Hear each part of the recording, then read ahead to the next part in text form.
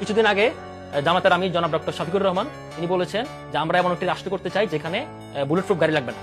এই ধরনের বাজারি কথাবার্তা যারা বলে তারা বাংলাদেশের আইন শৃঙ্খলাকে আরো মেটিকুলাস হইতে খারাপ দিয়ে যাচ্ছে। আমি একটা উদাহরণ দিয়ে শেষ করি, সেটা হচ্ছে খোলাফায়ে রাশিদিনের আমলে 3 খলিফা মারা গেছে অ্যাসাসিনেশনের মাধ্যমে। সুতরাং উনি এর চেয়ে তো বেটার কোনো রাষ্ট্র কোনদিন মানে দিতে পারবেন না, কারণ যত কিয়ামত আসতেছে কিয়ামত গণাচ্ছে তত পৃথিবীর আরো অবনতি করবে ধর্মীয় অনুযায়ী, তাই না? তো সুতরাং এর চেয়ে বেটার ব্যবস্থা তুলে দিতে পারবে না। সুতরাং এই ধরনের বাজারি কথাবার্তা বলে সরকারের উপরে প্রেস রিলিজ করা হচ্ছে, প্রেসার রিলিজ করা হচ্ছে, তাই না? এখন এই জায়গাগুলো থেকে সরকার উপর চাপ উপরে রাখেন, কারণ হচ্ছে এই স্বরাষ্ট্র উপদেষ্টা এই আন্ডারে এটার আন্ডারে কখনো কিছু হবে না, কারণ যার আন্ডারে আমি মতো আপনার মতো লোক নিরাপদ না, তার মানে যারা প্রার্থী, যারা প্রধানমন্ত্রী ক্যান্ডিডেট আগামীতে, তারা কিভাবে নিরাপদ থাকবে? সুতরাং এই দেশকে অস্থিতিশীল করতেছে তারা নিজেরা মেটিকুলাস হইতে, এবং সেটাকে থামানো উচিত, এবং আমাদের সবাইকে ভয়েস রেজ করা উচিত, প্রত্যেকটা জায়গা থেকে ভয়েস রেজ করা উচিত। থামানোটা উচিত মানে কি? এখন ধরেন আপনাদের দুজনের কথা শুনে মনে হলো যে আজকে স্টেপ ডাউন করলে স্বরাষ্ট্রমন্ত্রী কালকে থেকে পরিস্থিতি উন্নতি হবে? না, আমি সেটা বলতেছি না।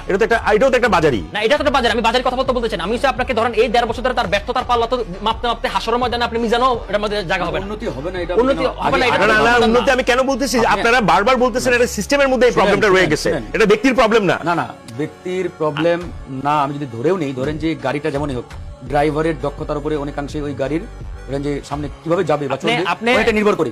তা আপনি এখন বলছেন যে কালকে ওনাকে চেঞ্জ করে দিলাম, পরিস্থিতি উন্নতি ঘটবে না। না, আমি ওনাকে ডিফেন্ড করতেছি না, আমি বোঝাতে করতেছি প্রক্রিয়াটা আপনারা বারবার বলতেছেন পুরো প্রসেসের মধ্যে প্রবলেমটা রয়ে গেছে। ভালো হলে ড্রাইভার ভালো হলে ড্রাইভার তো আপনার প্রধান উপদেষ্টা, কিন্তু আপনারা ড্রাইভারও তো দোষ আছে। আপনি তো সব মিনিস্ট্রি না, আপনার তো মানে ডিজিজ আইডেন্টিফাই হয়েছে, ডিজিজ ডায়াগনোসিস, তাহলে আপনি কেন ট্রিটমেন্ট করতেছেন না? আপনার সমস্যাগুলো কথা আপনি এতদিন বুঝে ফেলছেন না? আপনি 1.5 বছর সেটা আমরা জানতে যাচ্ছি, মানে কেন করা হলো না? আর সময় তো আছে 58 দিন। কারণ 58 দিনের মধ্যে সে চায় যে কিছু একটা গোটুক ইলেকশন না হোক, ছোট বাংলা যেটা, এটা আপনি বুঝেন না কেন? সেই ইলেকশন না হওয়ার জন্য সকল ধরনের বন্দোবস্ত এখানে করবে। আমরা নতুন বন্দোবস্ত করতে চাই, নতুন বাংলাদেশ করতে চাই, সেই ইলেকশন না হওয়ার জন্য বন্দোবস্ত করবে, এবং সে ইচ্ছা করে এই দেশকে সে সিরিয়া বানাতে চায়, মিশর বানাতে চায়, কারণ এই গণঅভ্যুত্থান পরবর্তী প্রত্যেকটা দেশের হিস্ট্রি আপনি দেখেন, সে ইচ্ছা করে এগুলো করতে চায়। এখন আমরা যদি সবগুলা আপনার এখানে টাইম নেই, নাহলে আমি প্রত্যেকটা গোপন মিটিং এর ব্যাখ্যা দিতে যাই, তাহলে সেখানে দাঁড়াতে পারবে না সে।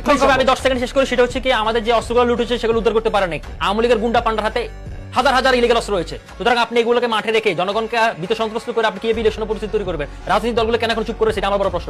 প্রত্যেকটি রাজনৈতিক দলের সরকারকে তার ইলেকশন প্রস্তুতির জন্য সবগুলো মাথা চাপ দেওয়া উচিত, তার গাড়ি চাপ দেওয়া উচিত, এবং এই স্বরাষ্ট্র উপদেষ্টাকে যতগুলো ব্যর্থ উপদেষ্টা আছে সবগুলোকে কি কারণ দিয়ে বের করা উচিত। এছাড়া কোনো ওয়ে নেই। নাহলে আপনি আপনার কথাগুলো 2 মাস পরে মিলে নিয়েন, এর মাঝে আপনার সাথে আমার দেখা হবে, এর মাঝে আমি আবার বলবো।